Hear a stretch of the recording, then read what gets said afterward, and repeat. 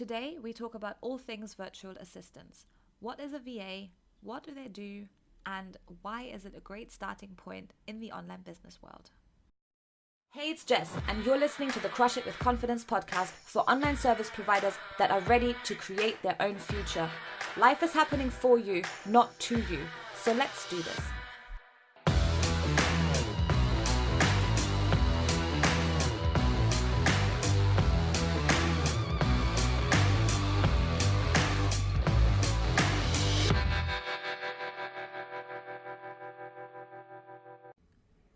Hey, welcome back. So today I want to share a little bit more about the virtual assistant or VA route and why it can be such a great starting point for you in the online business world. I started my VA business about 3 years ago, and it's truly been transformative on every level. I've had to learn so much about myself, about business, and I don't think if I had done this, I would have been able to develop myself as much as I have. One thing I've noticed is that I receive a lot of questions from people that have watched my YouTube videos and people that have joined my Facebook group, and they've kind of discovered this virtual assistant term. And what I find really interesting is that they had the same realization that I had 3 years ago. They thought, oh, this might be it. I've been looking for a solution, for an answer, for a way to start a business, possibly for months on end. And I didn't want to resell other people's products, and I didn't want to have a local business, and I just didn't know what was out there. I had the gut feeling there was something out there, but what exactly it was, no idea. So I get a lot of messages from people that have discovered that virtual assistant term and that get that immediate gut feeling that it is the answer to what they've been looking for. But then a lot of the questions come up. So what exactly does a virtual assistant do? How do I get into it? Is this really a good idea? Can you even make money doing this? So today I want to take the time to really answer those questions. We're going to talk about what a virtual assistant actually is, what kinds of work a VA does, and then we're going to look at why I think it is such a great starting point in the online business world for you. Okay, so with that said, let's look at this in more detail. So what is a virtual assistant? You would think, well, it's in the name and that should explain it all, right? I mean, it's a virtual assistant. It's an assistant that works virtually. Ooh, but that doesn't tell you a lot, does it?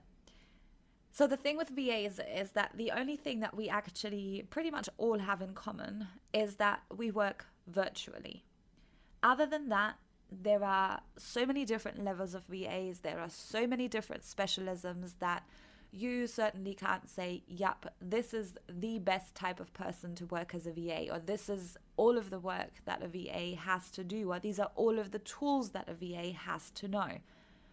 It's really down to each person's individual's preferences and strengths, what they end up offering exactly as a service.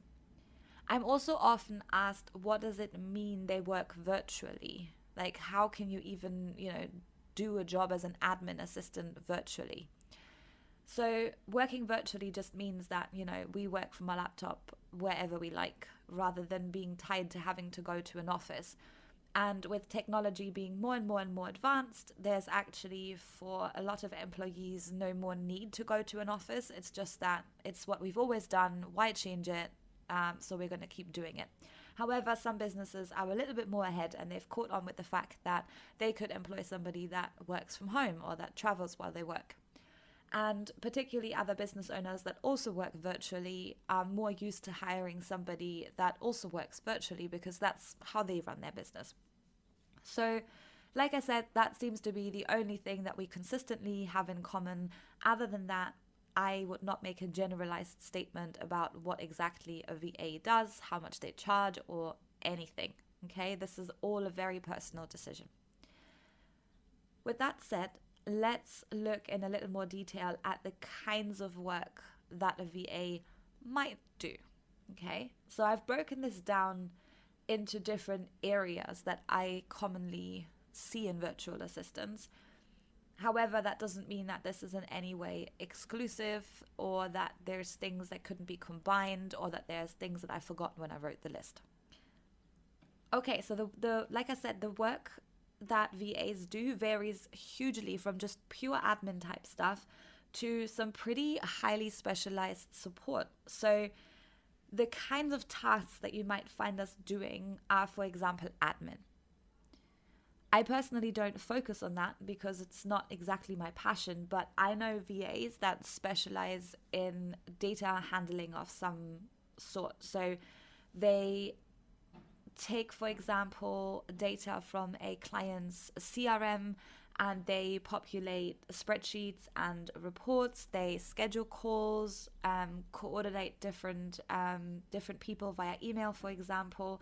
And it's probably the most similar to what you would do in an actual office job. Okay? Then we have a lot of the more techie kind of VAs. So that was always my passion. And that's how I started, and that's what we still kind of specialize in.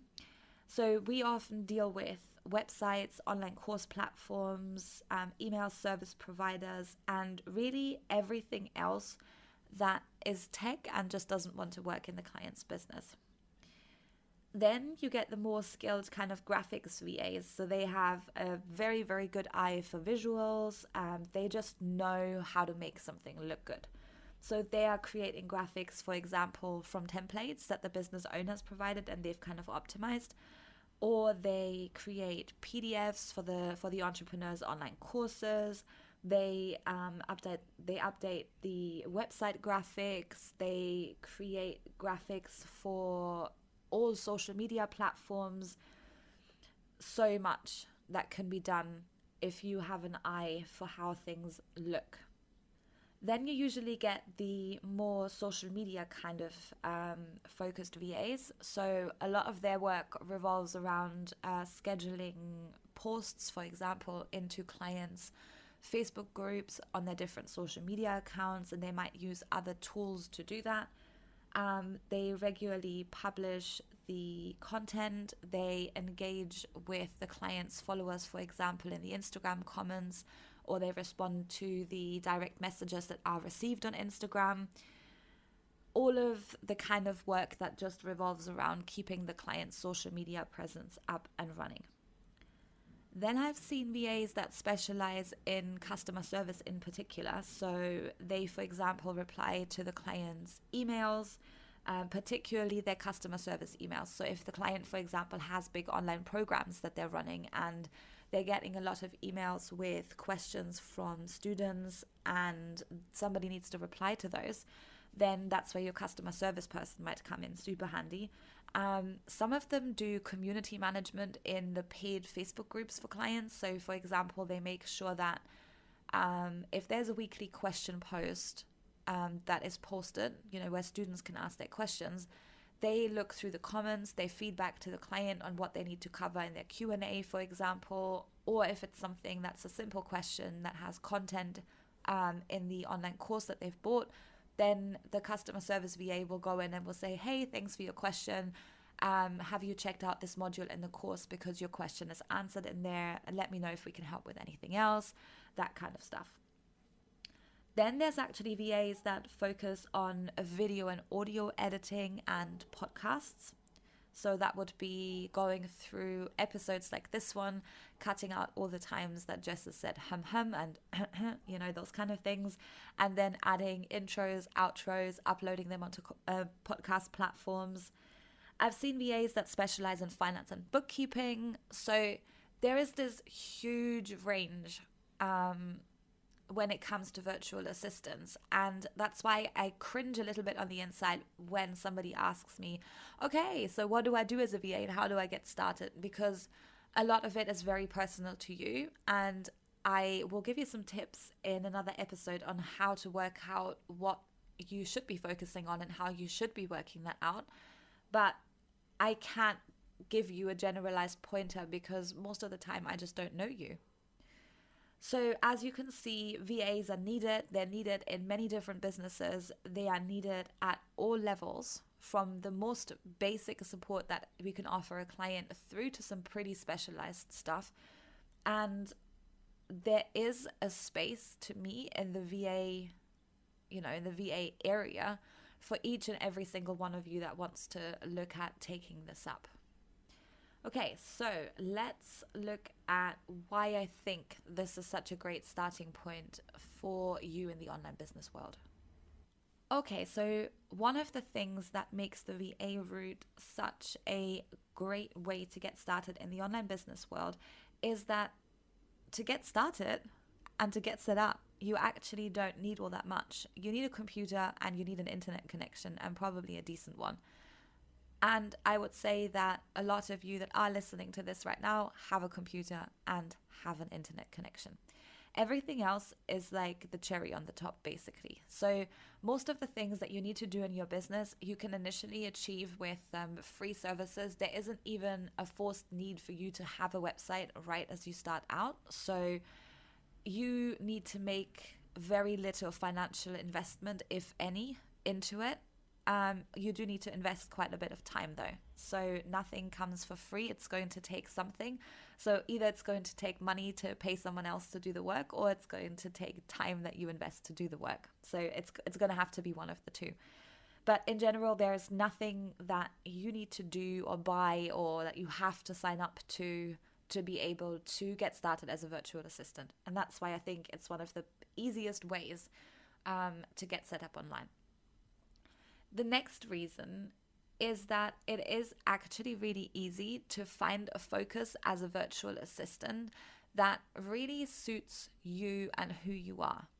I'm going to cover this in more detail in an upcoming episode, so I don't want to say too much right now, but if you take a good hard look at your past experience, at your skills and your personality, and I'll give you some tips as to how to do that, then you will discover that there are certain things that just come so easily and so naturally to you that are super difficult for other people. And if you take those strengths and you turn those into the focus of your business, you will A, find the work super easy when you do it, and B, it's going to feel, I don't know, it's going to feel like more like a walk in the park, like really fulfilling, like you're doing what you're meant to be doing. And it's going to be easy for you to get clients because you are really passionate about those things that you do.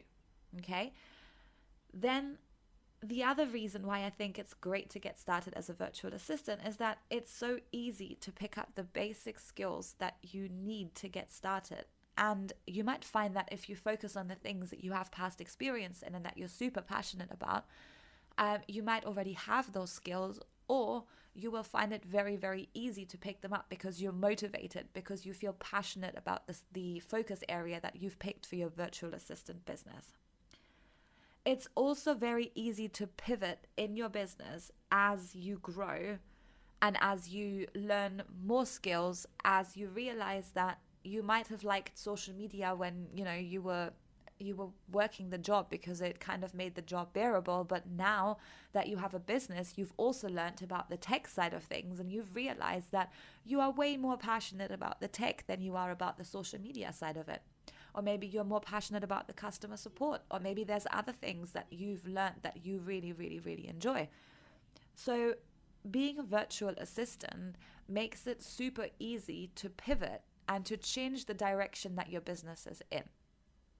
Because it's such a broad term that in general, you can still tell people that you're a virtual assistant. It's just that your focus has shifted slightly.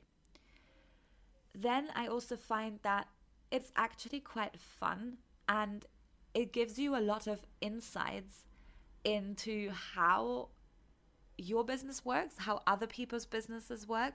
And I found that I learned so much just from watching what other people are doing and what's working for them and what's not working for them. And sometimes, we can very easily see as a third party person how, for example, a client tells themselves stories about, that they can't make any more money and they're kind of a little bit stuck, and then you see them work through it and you see them come out the other side, and suddenly it's easy for them to make money. And it's like I've watched so much personal growth in people that it's really inspired me to keep working at that and to keep working harder on myself and to keep reframing the things that I have always believed about things. So it's been super, super easy to have that kind of in the background role in somebody else's business. It also feels really good if you've supported a client's launch and they've really turned things around. They've sold so many places on their program, and you know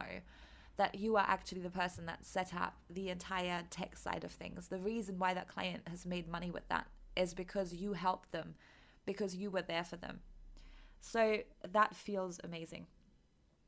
Other than that, I also like that you meet other service providers. So if the clients have bigger teams, I found it really good to make connections with the other people that they work with. So sometimes that could be a graphic designer or a copywriter, or you could have, a client could have two VAs. I've worked in like multi-VA teams where we were responsible for tech and other people were responsible for customer service and admin kind of things. So it's been super interesting to connect with those other service providers because, and this probably warrants its own episode too, it is super important that you are very careful about the people that you surround yourself with. And I have found that really making connections online or in person, if you can, with other people who do what you do is so, so, so important. Because sometimes, you know, when you have only your local connections, you might find that people's thinking is very limited. We had actually a really good discussion about that the other day, about how people only know what they can see in front of them, and sometimes it can be really difficult to like open their horizons and have them realize what else is out there to be had and what they're missing out on, and they don't see it, so they don't want to take any action to like improve their lives. So the people that you surround yourself with is going to be very, very, very important. So if you make those connections while you're working with other people in a team, it just feels good to know that if you have a bad day, there's somebody else that you could talk to that's not your partner, your family, who don't really know and don't really care. You have other service providers there. They may have dealt with a difficult client before. They may be able to give you some advice. They may be able to just be the listening ear while you moan about how annoying everything was that day. So it's great to make those connections. So what I found is that when people have had like a pretty high paying job in their, I like to call it the real life, but in their real life, in their actual physical life rather than their online life, sometimes they don't like the idea of going back to working as a virtual assistant, because they're like, hey, I've worked all my life. I'm like a marketing executive in a big company, and why would I go back to being like an assistant? The thing with the virtual assistant role is that you're probably not going to end up doing it forever. You're probably not going to end up being still a virtual assistant 3 years down the line. The idea is that you get set up, you find your focus, and if you've been a marketing executive, for example, then your focus can be on supporting people with their digital marketing. You take the time to understand how the online space works. You learn how to get clients. You learn which tools people are using to run their online business. And then as you increase your knowledge on those day-to-day things that you need to be more efficient at what you do, then you go and you pivot in your business. You increase your prices, you change your focus, you make your service way more specialized and way more high-end. And all of this can happen in the space of just a very few short months. So to me, this is a case of short-term pain, long-term gain. Okay? So I know if that's something that's holding you back from getting started, is that you don't really like the title and don't believe that, you're made to be an assistant. I can totally understand that. I was a manager before I started my own business, but I don't just see myself as a virtual assistant. I also have always seen myself as another business owner. I've always seen myself equal with my clients. We're both there to do a thing in the world, and we just do it our way with our specialist, interests and knowledge. Okay, so that's it from me for this episode. If you have more questions on the VA route, if you want to know more about how to work out what to specialize in, then look out for one of the next episodes where I'm going to go into more detail on how you can actually do that. And if you're ready to actually get started as an online service provider, then we'd love to welcome you in our membership community, which is called the Crush It Club. And you can find more information on crushitwithconfidence.com/club. And I'll see you for the next episode.